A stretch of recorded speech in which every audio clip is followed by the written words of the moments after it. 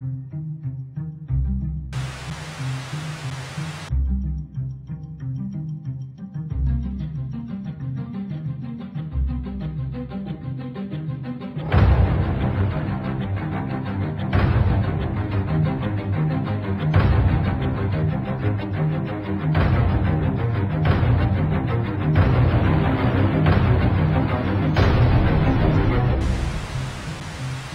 one woman, campaign finance reform is more than just an item on the legislative agenda.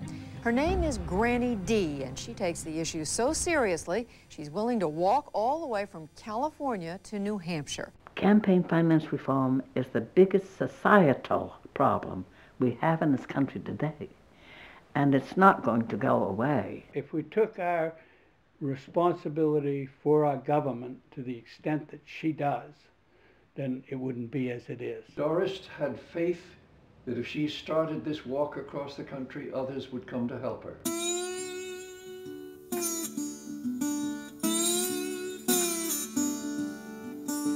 In my long walk, I have indeed seen quite a bit.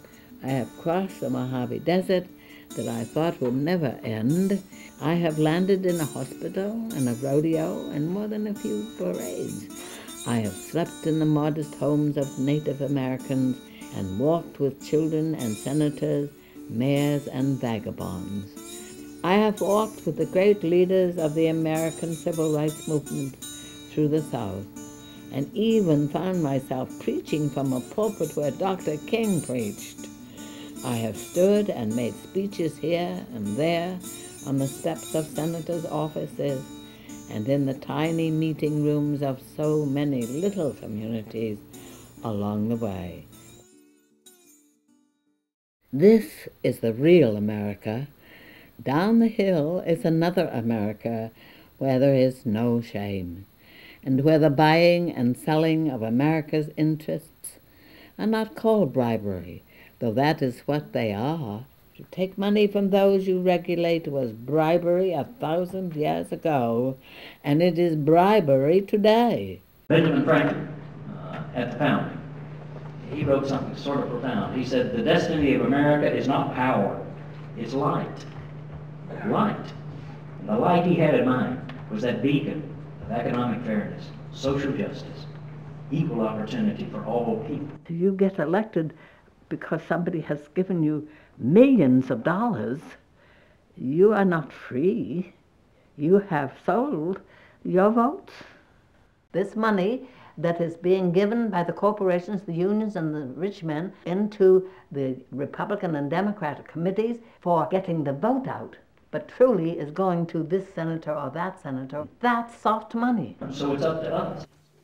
We've got to fight back. We can have the America we want, but we've got to fight for it. And then in Washington, she had the addresses of thousands of people who had helped her. She sent them a short message. I made it.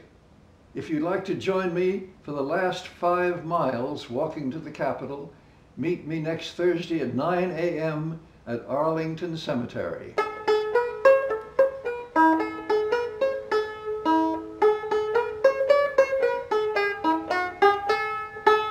2,000 or 3,000 people showed up. An hour or so later, they walked around the Capitol once, and then she stood on the steps.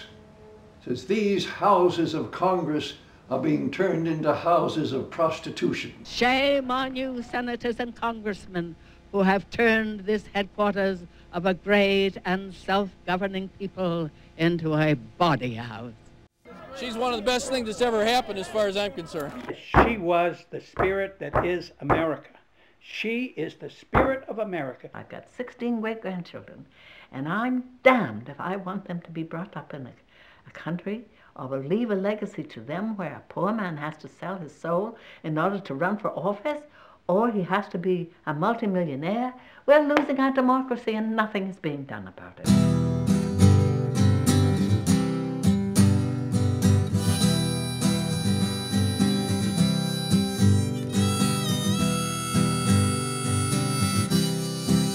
Well, I've been looking for a job, but it's so hard to find. Down here it's just winners and losers, and don't get caught on the wrong side of that line. Well, I'm tired of coming out on the losing end. Honey, last night I met this guy, I'm gonna do a little favor for him. Now baby, everything dies, honey, that's a fact. But baby, everything that dies